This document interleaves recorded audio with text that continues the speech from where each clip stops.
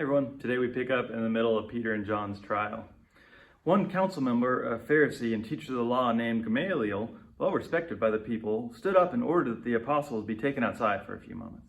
He said, "Fellow Israelites, consider carefully what you intend to do with these people. Some time ago, Theudas appeared, claiming to be somebody, and some 400 men joined after him.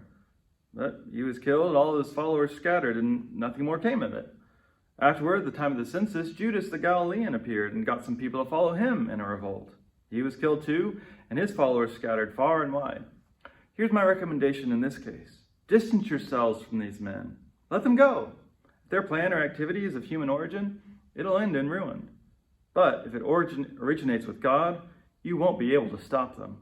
Instead, you'd actually find yourselves fighting God." And the council was convinced by this reasoning.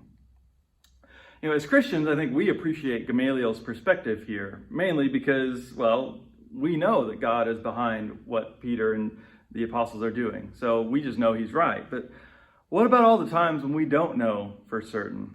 Are we supposed to never say anything if we're taking his advice? Just let false prophets and rebellious leaders kind of run their course? Theudas and Judas, they got a bunch of people killed, and this kind of rebelliousness is what gets Jerusalem destroyed by the Roman Empire not too long after this. So there are real consequences to people like this that probably shouldn't be ignored. But I do think there's a good point here that ultimately human plans can end up being self-destructive. So we don't have to worry about these things lasting forever. I think a good question as we're trying to discern, should we fight against this or not, is, where's the harm?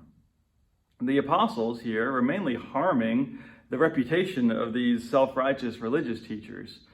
And so now if somebody is peacefully advocating for a way of inclusive love and your reaction is to want to be violent, maybe you're the problem.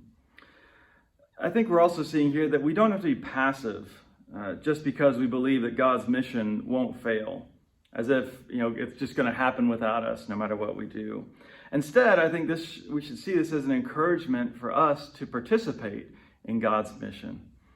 And so we have to ask ourselves, probably every day, where am I fighting against God in my own life? Where is the Spirit calling me to greater imitation of Christ?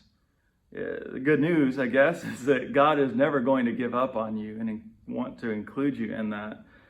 The real question is, are we going to resist that process with kicking and screaming? Or are we going to participate in it with joy?